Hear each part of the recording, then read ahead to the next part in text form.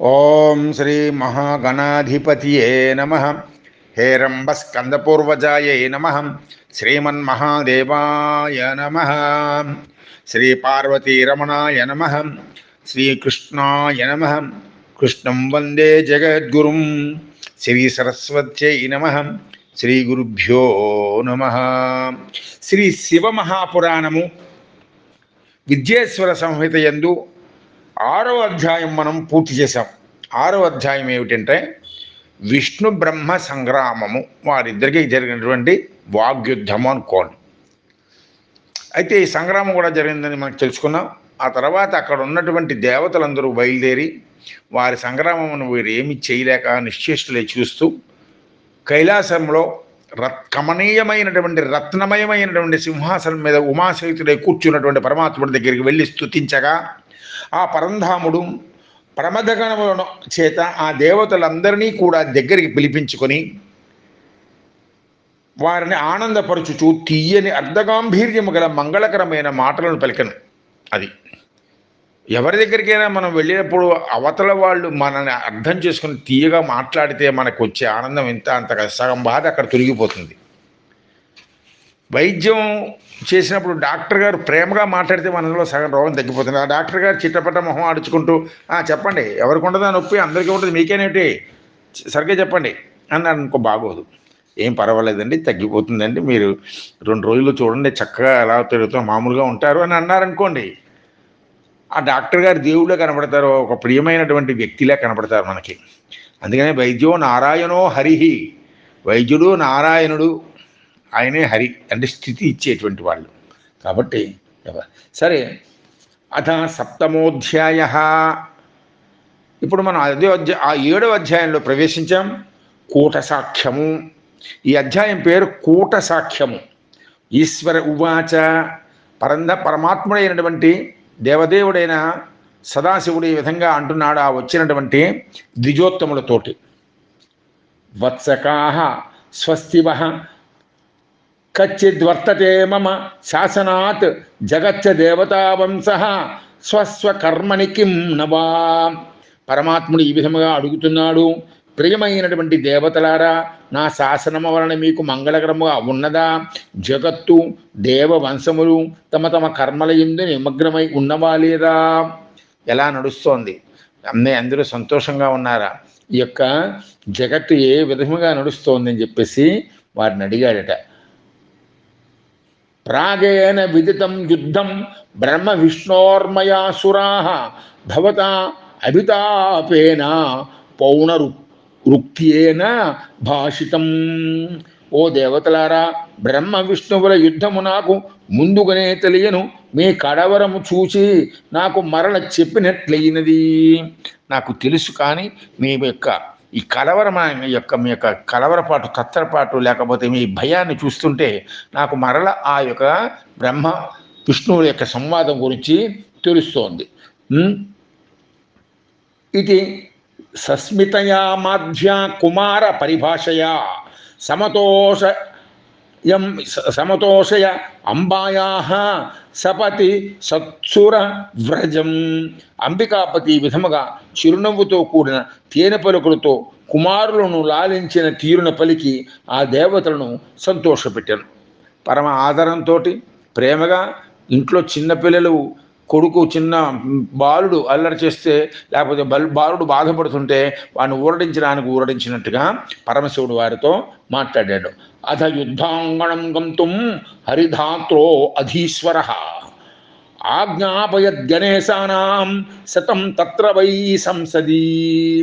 తరువాత బ్రహ్మ విష్ణువులకు ప్రభువుకు ఆ పరమాత్ముడు ఆ సభలో 100 ప్రమద గణాధిపతులను యుద్ధరంగమునకు వెళ్ళునని ఆజ్ఞాపించెను.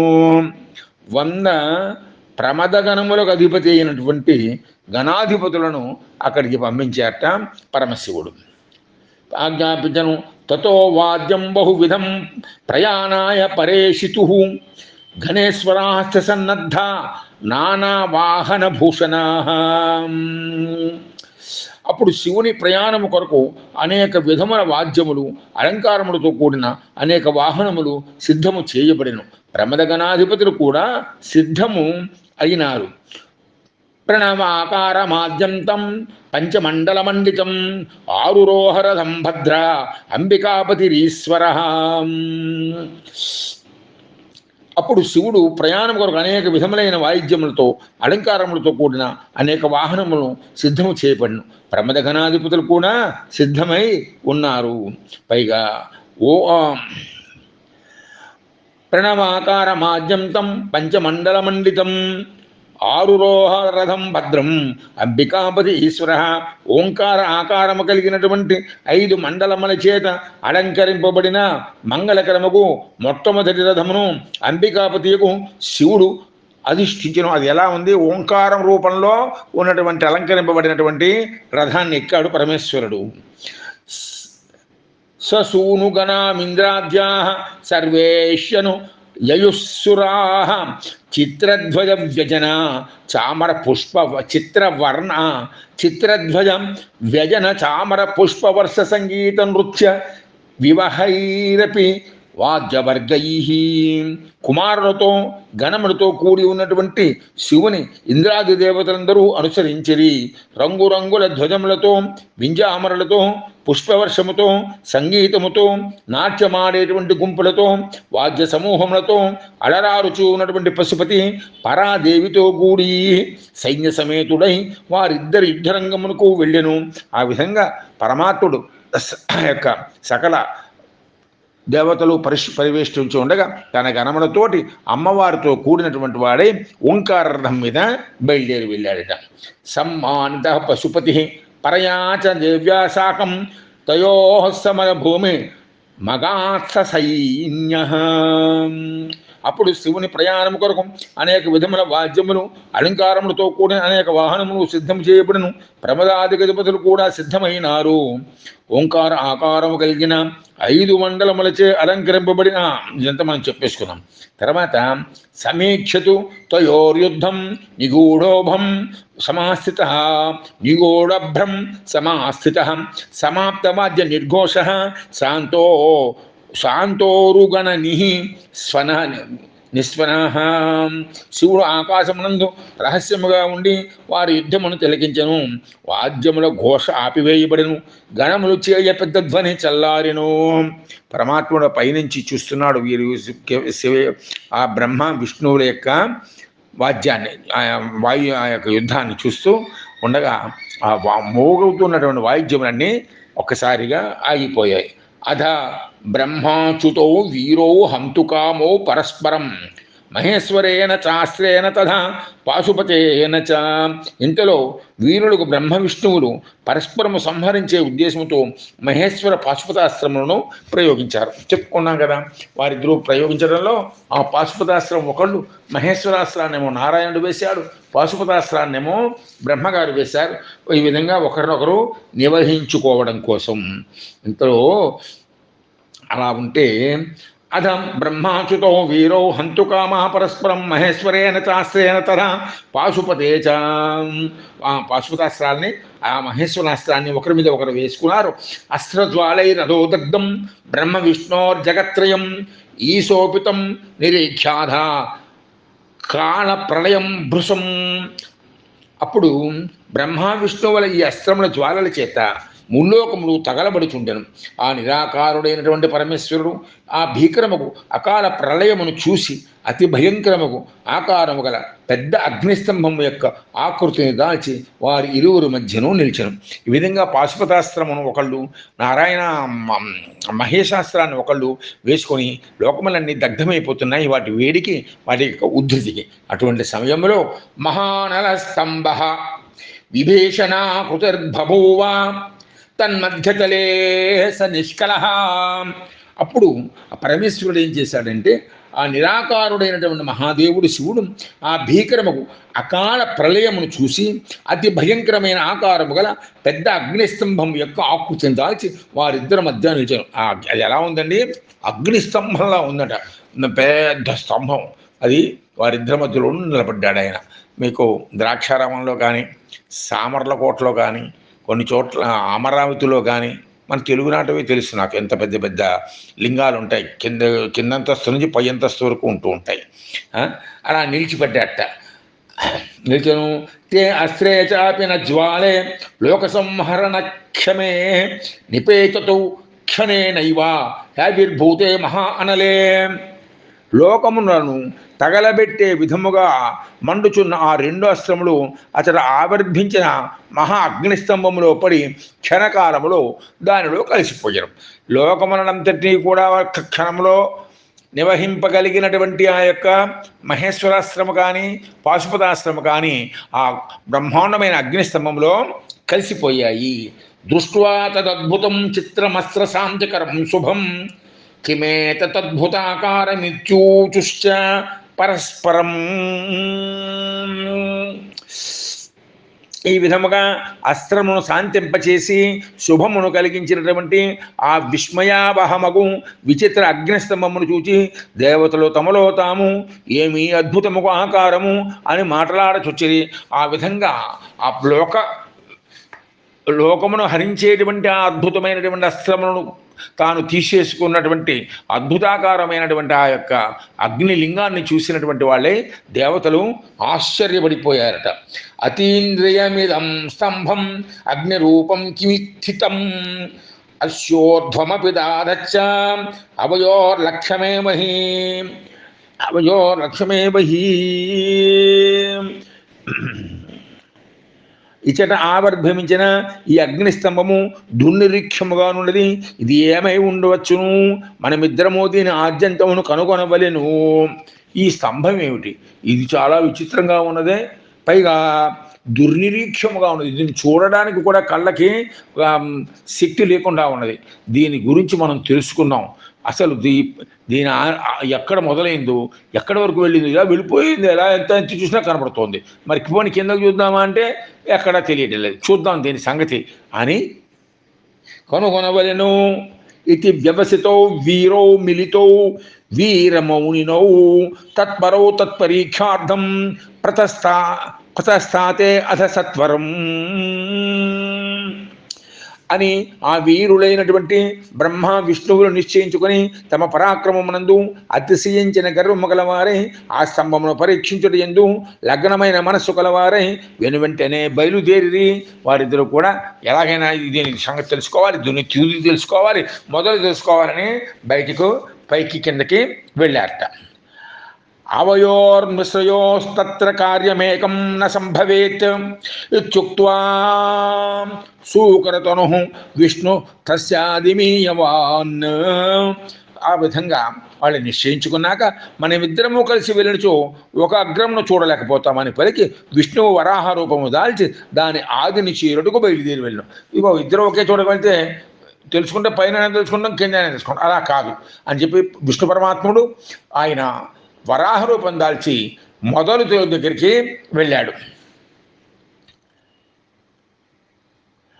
అవయోర్మిశ్రయోస్తత్ర కార్యమేకం న సంభవేత్ ఇత్యుక్త్వా సూకరతను విష్ణుస్తస్యాదిమీయవాన్ తదా బ్రహ్మ హంసతనుస్తదం తం వీక్షింతు యయౌ భిత్వా పాతాళ నిలయం గత్వా దూరతరం హరిః. అదే విధముగా బ్రహ్మగారు హంసరూపమును దాల్చి దాని అంతమును చూడటకు వెళ్ళాను. అలా ఇద్దరు కూడా వెళ్ళిన తర్వాత నా పశ్యతస్య సంస్థానం స్తంభస్య నలవర్చస శ్రాంత సూకర హరి ప్రాపపూర్వం రణాంగనం. వరాహరూపుడైన విష్ణువు ఆ అగ్నిస్తంభం యొక్క ఆదిని కనుగొనలేక అలసి మరల యుద్ధస్థానమునకు బ్రహ్మ కంటే ముందుగా తిరిగి వచ్చాను. ఎంత దూరమో వెళ్ళాడు పాపం, శూకర రూపంలో చీల్చుకుంటూ భూమిని. అయినా ఆయనకు అంతం తెలియకపోయా మళ్ళీ అలసిపోయి వచ్చి ఆ యుద్ధం జరుగుతూ ఉన్నటువంటి అక్కడికి వచ్చాడు. వస్తే అదకచ్చస్తు వ్యోమ్నా చ విధిస్తాత పితా తవ తదర్శకేతికీ పుష్పం కించిద్విచ్యుతమద్భుతం. ఓ వత్స, నీ తండ్రి యొక్క బ్రహ్మ ఆకాశములో వెళ్ళుచు కొంచెము పక్క నుండి జారుచున్న అద్భుతమగు మొగలి పువ్వును చూచెను. బ్రహ్మగారు ఏం చేశారు? పైకి వెళ్తున్నాడు వంశలో.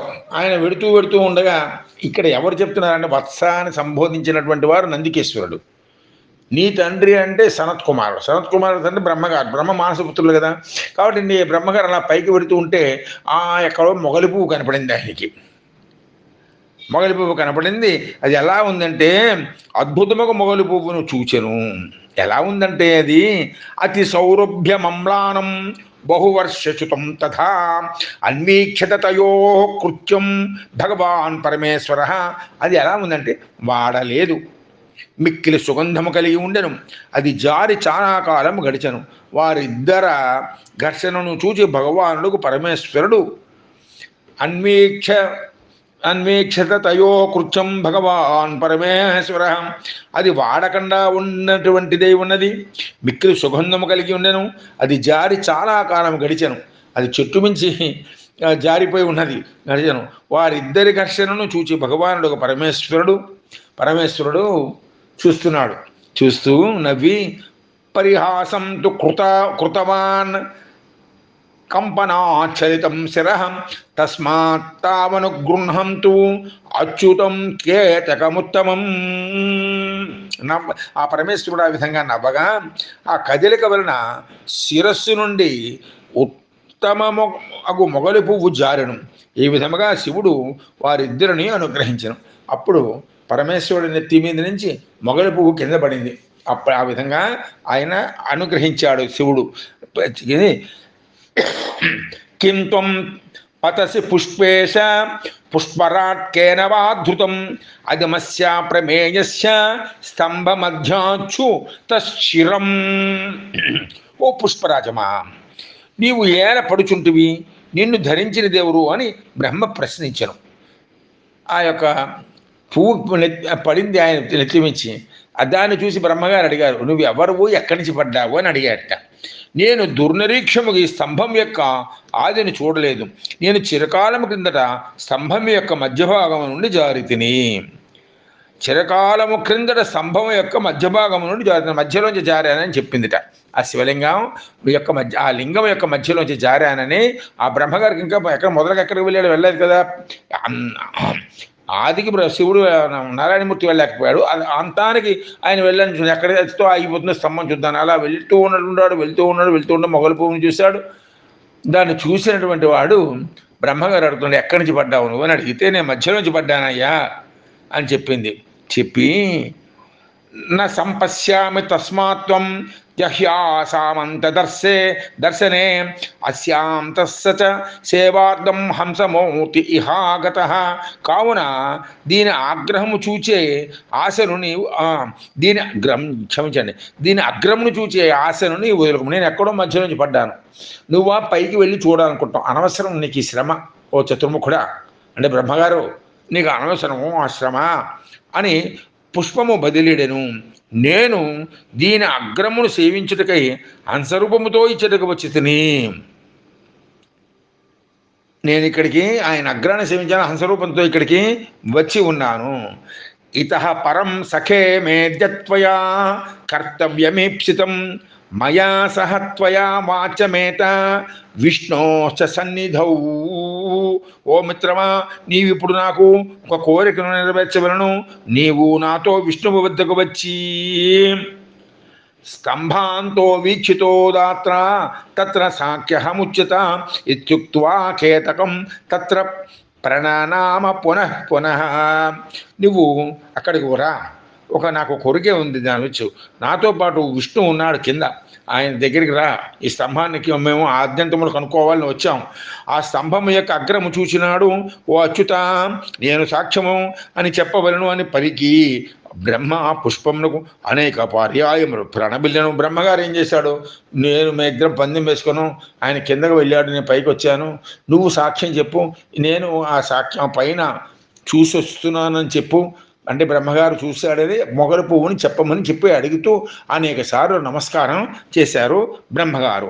స్తంభంతో వీక్షితో దాత్ర తత్ర సాక్ష్యహమచ్యుత ఇత్యుక్త్వా కేతకం తత్ర ప్రణనామ పునః. అసత్యమపి సస్తం స్యాదాపదీత్యనుశాసనం సమేఖ్య తత్రాచ్యుతం మాయత శ్రమం ప్రణష్టహర్షం తు ననర్థహర్షాత్. ఉవాచ చైవం పరమార్థమచ్యుతం షంఢాత్తవాద విధిస్తతో అచ్యుతం.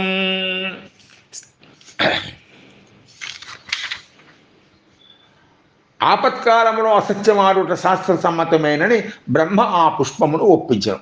ఇదిగో ఎప్పుడెప్పుడు అబద్ధాలు చెప్పాలో అని అందులో ఆపత్కాలం అనేది వచ్చినప్పుడు అబద్ధం చెప్పవచ్చమ్మా ఓ మొగలు పువ్వ అని చెప్పి బ్రహ్మగారు ఆ పుష్పాన్ని ఒప్పించి విష్ణువు మిక్కిలి శ్రమను చెంది హర్షము తొలగిన వాడై ఉద్ధరంగమునందు గాంచిన బ్రహ్మ ఆనందముతో నృత్యము చేశాను. పాపం విష్ణువు గారు అలసిపోయి ఉన్నారు. అలసిపోయిన మొహంతో అక్కడ కూర్చుని ఉన్నాడు. కూర్చొని ఉంటే వీడు అయింది, తగిన పని అయింది అనుకుని బ్రహ్మగారు ఆనందపడిపోయి నృత్యం చేసేసాట. అప్పుడు అసత్యమును ఆశలుగా చేసుకొని బ్రహ్మ సత్యమునకు కట్టుబడిన విష్ణువును ఉద్దేశించి ఇట్లు పలికెను. విష్ణుదేవుడు ఏ అబద్ధం ఏ మాయ చేయలేదు. అటువంటిది ఇక్కడికి వచ్చి ఈ విధంగా అంటున్నాడు ఆ బ్రహ్మగారు. ఓ హరి, నేను ఈ స్తంభం యొక్క అగ్రభాగమును చక్కగా చూచితిని. దీనికి ఈ కేతుక పుష్పమే సాక్షి అని పలికెను. అప్పుడు ఆ కేతుక పుష్పము విష్ణువుతో అవును అని అసత్యమును పలికెను. తతోవదత్తత్ర హి కేతుకం మృషా తథేతి తద్దాత్రో వచస్తదంతికే హరిశ్చ తత్సత్యమితీవ చింతయన్ చకార తస్మై విధయే నమః స్వయం షోడశైరుపచారైశ్చ పూజయామానతం విధిం. విష్ణువు ఆ మాటలు సత్యమేనని భావించాడు. మొగలుపు కూడా చెప్తోంది, ఈయన చూశానని చెప్తున్నాడు, సాక్ష్యం కూడా ఉన్నది. బ్రహ్మకు నమస్కరించి షోడశోపచారములతో పూజించాడు. మరి ఒప్పందం ప్రకారంగా ఎవరు గొప్ప కదా పూజించాడు. ఎవరు? విష్ణు మహాదేవుడు. పూజిస్తే విధిం ప్రహర్తుం శఠమగ్నిలింగతః స ఈశ్వరస్తత్ర బభూవ సాకృతి. మోసము చేసినటువంటి బ్రహ్మను శిక్షించుటకై ఈశ్వరుడు అగ్నిలింగము నుండి అచల సాకారముగా ఆవిర్భవించెను. హరహర మహాదేవ శంభో శంకర. ఆ విధంగా మోసం చేసినటువంటి బ్రహ్మగారిని ఆయన శిక్షించాలని పరమేశ్వరుడు ఆ లింగంలో నుంచి సాకారంతో బయటికి వచ్చాడట. విష్ణువు ఈశ్వరుని చూచి లేచి వణుకుతున్న చేతులతో ఆయన పాదములకు నమస్కరించి ఇట్లు పలికెను. సముత్థిత స్వామి విలోకనాత్ పునః ప్రకంపపాణి హరి గృహ తత్పదం. వణుకుతున్న చేతులతో వంగి సాష్టాంగ నమస్కారం చేశారు విష్ణుదేవుడు మహాదేవుడైనటువంటి శివుడికి. ఆద్యంతహీన వపుషిత్వయి మోహబుద్ధ్యా భూయాద్విమర్శహి నాపతి కామనోర్థ. నీ దేహము ఆది అంతములు లేనిది కానీ మేమిద్దరమో మోహముతో నిండిన బుద్ధి కలవారమై నీ అగ్నిలింగమును పరీక్ష చేయవలని తలంచితమే. దయకు నిలయమైనటువంటి వాడా, నీవు ప్రసన్నుండవై మా ఈ దోషములను క్షమించుము. ఇది అంతయు నీ లీలయే. సత్వం ప్రసీద కరుణాకర కష్మలం నౌ మృష్టం క్షమస్వ విహితం భువతైవ కేలియా. ఓ దేవాదిదేవ, మేమిద్దరం నిన్ను పరీక్షించాలి, నిన్ను నీ ఆద్యంతము తెలుసుకోవాలని వెళ్ళి తెలుసుకోలేక ఇక్కడికి వచ్చి కూర్చున్నాము. ఆయన తెలుసుకున్నాడు. ఇదంతా నీ లీల కదా. ఈశ్వర ఉవాచ వత్స ప్రసన్నో అస్మ హరే యతస్వం ఈసత్వమిచ్చన్నపి సత్యవాక్యం బ్రూయా సతస్తే భవితా జనేషు సౌమ్యం మయా సత్కృతి రప్యలబ్ధా ఇతః పరం తే పృథగాత్మనశ్చ క్షేత్ర ప్రతిష్టోత్సవ పూజనంచ ఇతి దేవః పురా ప్రీతః సత్యేన హరయే పరం దదౌ స్వసామ్యమత్యర్థం దేవసంఘే చ పశ్యతి. అప్పుడు మహాదేవుడు ఈ విధంగా అంటున్నాడు పరమేశ్వరుడు. వత్స విష్ణు, నీవు ఈశ్వరత్వమును కోరువాడివి అయినను సత్యముగు మాటలను పలికితివి. అందువలన నేను చాలా ప్రసన్నుడనైతిని. నీకు మానవులలో నాతో సమానమైన పూజా సత్కారములు లభించగలవు. ఈ పైన నాకంటే వేరుగా నీకు కూడా క్షేత్రము, ప్రతిష్ట, ఉత్సవము, పూజ ఉండగలవు. శివుడు ఈ తీరున విష్ణువు యొక్క సత్యవాక్య పాలనమునకు మిక్కిలి సంతసించి దేవతాగణమును చూచుచుండగా తనతో సమమగు స్థాయిని ఇచ్చెను. ఇది శ్రీ శివమహాపురాణే విద్యేశ్వర సంహిత యందు 7వ అధ్యాయము ముగిసినది. అధ అష్టమోధ్యాయ అసత్యము పలికినటువంటి తల తెగినది. అసత్యము పల తెగింది. ఇది ఏమిటిది? 8వ అధ్యాయం. ఎక్కడ? విద్యేశ్వర సంహితలో. నందికేశ్వర ఉవాచ. ఆ విధంగా చెప్పి నందికేశ్వరుడు సనత్కుమారుడితో అంటున్నాడు, ససజ్జాధ మహాదేవ పురుషం కంచిదద్భుతం భైరవాఖ్యం భ్రువోర్మధ్య బ్రహ్మ దర్పజిఘాంసయా సవై తదా తత్ర పతిం ప్రణమ శివమంగళే కింకార్యం కరవాణ్యత్ర శీఘ్ర మాజ్ఞయా ప్రభో వత్స యో అయం విధి సాక్షాత్ జగత మాద్యదైవతం నూనమర్చయ ఖడ్గేన తిగ్మేన జనసా పరం సవై గృహీత్వైకకరేణ కేశం తత్సృంచమం దృప్త అసత్య భాషణం చిత్వా శిరాంసస్య నిహం తు ముద్యతః ప్రకంపయన్ ఖడ్గమతి స్ఫుటం కరైః. అప్పుడు నందికేశ్వరి విధంగా పలికాడు. ఎవరితోటి? సనత్కుమారుడితోటి. అప్పుడు మహాదేవుడు బ్రహ్మదేవుని గర్వం నడించు కోరికతో కరుబొమ్మల మధ్య నుండి భైరవుడు అనేటువంటి అద్భుతముకు ఒకానొక పురుషుని సృష్టించెను. పరమాత్ముడు యొక్క కన్నుల మధ్య నుంచి భైరవ ఉత్పత్తి జరిగింది. అప్పుడు ఆ పురుషుడు ఆ రణాంగణములో ప్రభువుకు శివునికి నమస్కరించి, ప్రభో, నేను చేయదగిన పని ఏది? వీరి వెంటనే ఆజ్ఞాపింపుము అని పలికెను. అయ్యా, నన్ను పుట్టించారు మీరు, నేను ఏం చేయాలి అని అడిగాడు. నా కర్తవ్యం ఏమిటి? నేను ఏ కర్మ చేయాలి అని అడిగట. వత్స, ఈ బ్రహ్మ లోకములకు మొదటి దైవము కావున ఈతనిని వేగముగా పదునైన కత్తితో నిశ్చయముగా బాగుగా అర్చించుమని శివుడు పలికెను. ఆ భైరవుడు ఒక చేతితో జుట్టును పట్టి గర్వించిన బ్రహ్మ యొక్క అసత్యము పలికిన 5వ శిరస్సును ఖండించను. అందుకనే చతుర్ముఖ బ్రహ్మగారు అయ్యాడు ఆయన. 5 శిరస్సులు పోయిలో ఒకటి పోయింది. ప్రకాశించే కత్తిని చేతులతో తిప్పుతూ మిగిలిన శిరస్సులను కూడా ఖండించుటకు సిద్ధపడుచుండను. ఆ భైరవుడు ఊరుకుంటాడా? ఒకటంటే మిగిలినటువంటి 4 ఖండ శిరస్సులను కూడా ఖండించడానికి ఆయుక్తమవుతున్నట్ట. పితా తవోత్సృష్ట విభూషణాంబర స్రగుత్తరీయ మలకేశ సంహతి ప్రమాతరంభే మలతేవ చంచల పపాత వై భైరవ పాద పంకజే తావద్విధిం తాత దిదృక్షురచ్యుత కృపాళురస్మత్పతి పాద పల్లవం నిశిచ్య భాష్పై అవదత్తు కృతాంజలి యదా శిష్యుస్వం పితరం కళాక్షరం. నీ తండ్రి అలంకారములను, ఉత్తరీయములను, మాలలను, స్వచ్ఛము కేశముల ముడిని జారవిడిచి తుఫానులో అరటి చెట్టు వలె తీగవలె వణుకుచు భైరవుని పద్మములను పట్టుకొని పాదములపై పడెను. ఆ విధంగా చతుర్ముఖ బ్రహ్మగారు ఆ యొక్క భైరవుడి యొక్క పాదములను పట్టుకుని ప్రార్థిస్తున్నారు. ఎంతలో బ్రహ్మను రక్షించే ఉద్దేశంతో దయగల విష్ణువు మన ప్రభువుకు శివుని చిగురుటాకు వంటి పాదమును కన్నీటితో అభిషేకించి దోషులు యొగ్గి పిల్లవాడు తన తండ్రిని వేడుకున్న తీరున మధురమగ స్వరంతో ఇట్లు పలికెను. అప్పుడు ఆ యొక్క భైరవుడు ఏ విధంగానైతే విష్ణువు ఆ యొక్క బ్రహ్మగారిని చంపడానికి ప్రయత్నం చేస్తూ ఉంటే మిగిలిన తలకాయలు కూడా తగవేస్తూ ఉన్నటువంటి సమయంలో బ్రహ్మగారు చిగురుటాకులో వణికిపోతూ భైరవుడిని ప్రార్థిస్తున్నాడు. అప్పుడు పరమాత్ముడైనటువంటి శ్రీమన్నారాయణమూర్తి ఆ యొక్క పరమేశ్వరుని అడుగుతున్నాడు. చిన్న పిల్లవాడు తండ్రిని అడిగినట్టుగా గద్గద కంఠముతో ఇట్లా అడుగుతున్నాడు. అచ్యుత ఉవాచ. అచ్యుతుడు అంటే చ్యుతి లేనటువంటి వాడు.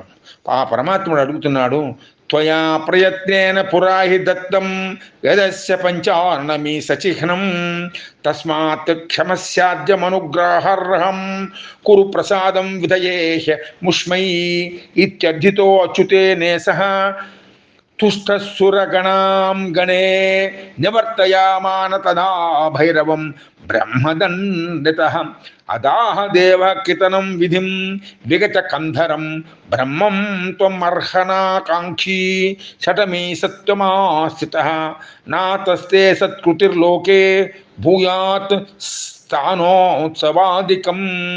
మహాదేవుడైనటువంటి ఆ యొక్క విష్ణుదేవుడు ఈ విధముగా పలికెను, పూర్వము నీవు ఈ బ్రహ్మకు ఈశ్వర చిహ్నముగా 5 ముఖలను ప్రయత్నపూర్వకముగా ఇచ్చి ఉంటివి, అందువలన ఈ మొదటి దైవముకు బ్రహ్మను క్షమింపము.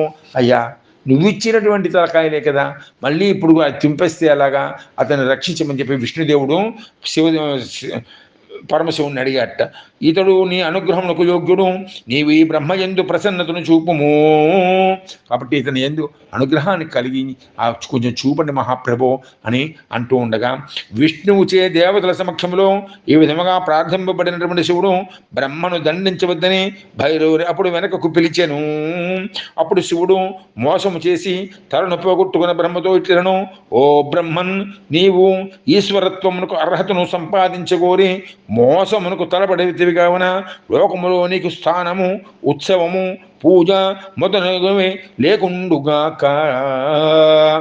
మనం సాధారణంగా ఎక్కడో కానీ బ్రహ్మగారికి ఇప్పుడు చూడండి, వైశాఖ పూజలు జరుగుతున్నాయి, పరమశివుడి కళ్యాణాలు, నారాయణమూర్తి కళ్యాణాలు జరుగుతున్నాయి. మా ఊర్లో భావనారాయణ స్వామి, అన్నవరంలో సత్యనారాయణ స్వామి కళ్యాణం, పేరూరులో నరసింహస్వామి కళ్యాణం, అన్ని ఊరు కోనసీమలో ప్రతి గ్రామంలోనూ కూడా వైశాఖ పూజలు. ఎక్కడైనా బ్రహ్మగారికి ఉందా ఏమో తెలియదు. సరే, బ్రహ్మగారి గుడి బ్రహ్మ కపాలం, ఆ కపాలం పట్టుకుని భిక్షెత్తుకున్నాడు కాబట్టి అక్కడ ఆ కపాలానికి మోక్షం కలిగింది. అక్కడ లోకములో నీకు స్థానము, ఉత్సవము, పూజ మొదలను లేకుండుగాక అని చెప్పేసి పరమశివుడు అతని మిగిలిన తలకాయలు పోకుండా ఆ భైరవుని వెనక్కి పిలిచి ఈ వరం ఇచ్చారట. బ్రహ్మోవాచ, బ్రహ్మదేవుడు అంటున్నాడు, స్వామిన్ ప్రసీదాద్య మహావిభూతే మన్యే వరం వరదమే శిరస ప్రమోక్షం. నమస్తుభ్యం భగవతే బంధవే విశ్వయోనయే సహిష్ణవే సర్వదోషాణం సంభవే శైలధన్వనే. బ్రహ్మదేవుడి విధంగా అంటున్నాడు, స్వామి, నీవు మహామహిమాన్వితుడు, ప్రసన్నుడు కమ్ము, వరములు ఇచ్చేటువంటి వాడా, శిరస్సు తెగుటను నేను వరముగానే భావించుచున్నాను. 4 తలకాయ చాలే స్వామి, 5 తలకాయ, ఒక తలకాయతో చేస్తున్నాం మనం. ఒక తలకాయ పోతే పోయింది, చాలా బాగుంది, ఇలాగే చాలా బాగుంది. భగవంతుడు, బంధువు, జగత్కారణుడు, దోషములన్నింటినీ సహించువాడు, మేరు పర్వతము ధనస్సుగా గలవాడు, మంగళేశ్వరుడు పోగు, నీకు ఒక నమస్కారము. దేవాదిదేవ పరమశివ, భగవంతుడువు నీవు, బంధువు నీవు, నీతోటే బంధం, నాకు ఎవరితో ఇంకా లేదు. జగత్కారణుడవు, ఈ జగత్తంతా సృష్టి చేయడానికి, అంతటికీ కూడా ఉండడానికి, లయింపడానికి కారణమైనటువంటి వాడు, దోషములన్నింటినీ సహించేటువంటి వాడవు, తప్పులన్నీ సహిస్తావు ప్రభో. మేరు పర్వతము ధనస్సుగా గలవాడవు, మంగళ స్వరూపుడైనటువంటి ఓ పరమాత్మ, నీకు నమస్కారము. ఈశ్వరోవాచ, అరాజభయమే తద్వై జగత్ సర్వం నశిష్యతి, తతస్త్వం జహి దండార్హం వహ లోకధురం శిశో.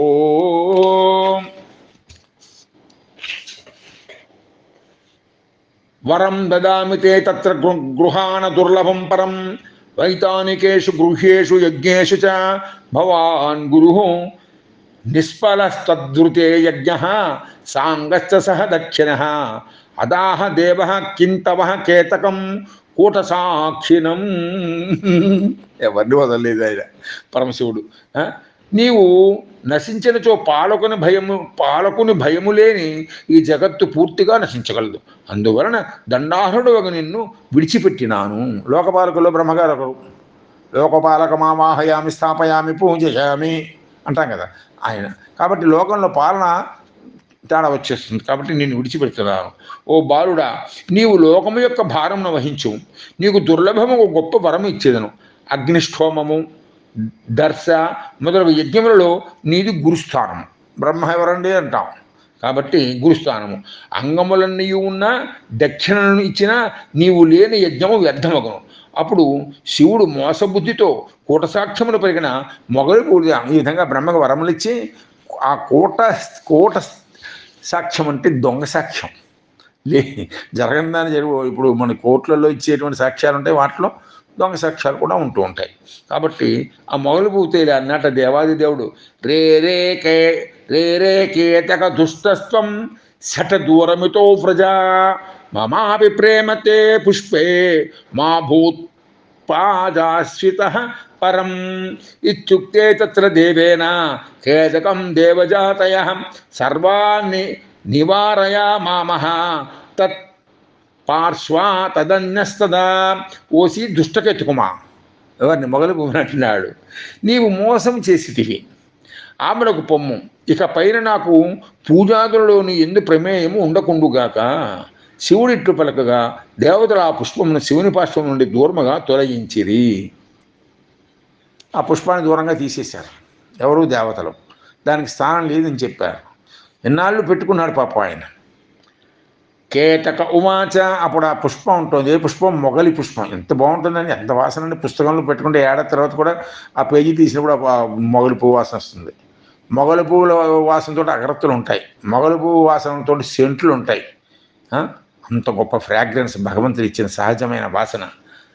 నమస్తే నాథా మే జన్మ నిష్ఫలం భవదాజ్ఞయా సఫలం క్రియతాం తాత క్షమ్యతాం మమ కిల్బిషం జ్ఞానాజ్ఞానకృతం పాపం నాశయత్యేవ తే స్మృతి తాదృశే త్వయి దృష్టే మే మిథ్యా దోష కుతో భవతు. ఓ దేవాదిదేవా, నీకు నమస్కారము. నీ ఆజ్ఞచే నా జన్మ వ్యర్థమగును. తండ్రి, నా తప్పును క్షమించి నా జన్మను సఫలము చేయుము. తెలిసి గాని తెలియక గాని చేసిన పాపము నిన్ను స్మరించిన చేతనే నశించును. అట్టి నిన్ను నేను దర్శించి తిని నాలో అసత దోషము ఇంకను ఎట్లుండును. మా బాగా అడిగాడు. తెలిసి కానీ తెలియక కానీ తప్పులు చేస్తాం. ఇలా చేసి తప్పులు చేసిన వాళ్ళందరూ నిన్ను దర్శించుకుంటే వాళ్ళ పాపాలు పోతాయి కదా. ఇంకా నాకు పాపం, ఇప్పుడు నేను దర్శించుకున్నాను కదా, నాకు పాపం ఎక్కడిది అని చెప్పేసి మొగలి పువ్వు అడిగిందిట. తథా స్తుతస్తు భగవాన్ కేతకేన సభాతలే నమే త్వద్ధారణం యోగ్యం సత్యవాగహమీశ్వరః మదీయాస్త్వం దరిష్యంతి జన్మతే సఫలం తతః త్వం వైవీతాన వ్యాజేన మమోపరి భవిష్యసి. సభా మధ్యములో ఇట్లు కేతకము చేత స్తుతింపబడినటువంటి భగవానుడు ఈ విధముగా అనెను. ఈశ్వరుడునకు నేను పలికన ది సత్యమై తీరును కాన, నేను నిన్ను ధరించుటగదు, కానీ నా భక్తులు నిన్ను ధరించెదరు. దాని వలన నీ జన్మ సఫలమగును. నీవు ఛత్రరూపమున నాపై ఉండగలవు. ఛత్రంలో ఉండొచ్చు నువ్వు, నా పైన నీకు స్థానం లేదు. నా మాట కూడా చెల్లాలి కదా, కాబట్టి చల్లవు. కానీ నీకు నువ్వు అడిగిన దాన్ని బట్టి నీకు ఛత్రం మీద స్థానం ఇస్తున్నాను. మొగలి పువ్వులు నా భక్తులు అందరూ పెట్టుకోవచ్చు. ఇదివరకు చిన్నప్పుడు ఆడపిల్లలకి మొగలి పువ్వు ఎక్కడ సంతలో తెచ్చేవారండి మా నాన్నగారు. మొగలి పువ్వు తెచ్చేవారు మా ఇంటింటే, మా 7 అక్కచెల్లెలు మాకు. ఆ పువ్వులు పెట్టుకొని ఎంత వీధంతా తీసుకెళ్ళి ఆ పువ్వు చూపించేవారు మా నాన్నగారు. మొగలి పువ్వులు తెచ్చారని. అలాగా మొగలి పువ్వు మీ అందరూ భక్తులందరూ చక్కగా దాని అలంకారంలో పెట్టుకోవచ్చు. నా భక్తులు నిన్ను ధరిస్తారు. నీ జన్మ సఫలమవుతుంది. నీవు ఛత్రరూపమున నాపై ఉంటావు. ఇత్యనుగృహ్య భగవాన్ కేతకం విధిమత మాధవౌ. ఇత్యనుగ్రహ్య భగవాన్ కేతకం విధి మాధవో. విధి అంటే బ్రహ్మగారు, మాధవ అంటే శ్రీమన్నారాయణుడు, కేతకం అంటే పుష్పము, మొగలి పువ్వు. వీటందరినీ కూడా అనుగ్రహించినటువంటి వాడే విరరాజ సభా మధ్యే సర్వదేవైరభిష్టుతః. వీళ్ళందరినీ అనుగ్రహించినటువంటి వాడై సభా మధ్యములతో దేవతలందరి చేత స్తుతింపబడుచున్న వాడై పరమేశ్వరుడు విరాజిల్లును. శ్రీ శివమహాపురాణంలోని విద్యేశ్వర సంహిత యందు 8వ అధ్యాయము ముగిసినది. ఈ విధంగా 8 అధ్యాయములతో మనం పరమాత్ముడి యొక్క అత్యున్నతమైనటువంటి స్థితి మనకి తెలిసినది. ఆ విధంగా త్రిమూర్తులలో మహాదేవుడి యొక్క మహాదేవత్వం మనకి తెలిసింది. అథ నవమోధ్యాయ శివరాత్రి అరుణాచలం. ఈ అద్భుతమైనటువంటి ఘట్టముల గురించి రేపటి రోజున తెలుసుకుందాం. ఏతత్ సర్వం శ్రీ వామహేశ్వర చరణారవిందార్పణమస్తు. శ్రీకృష్ణ పరబ్రహ్మణే నమః. లోకా సమస్తా సుఖినో భవంతు. ఓం తత్సతు.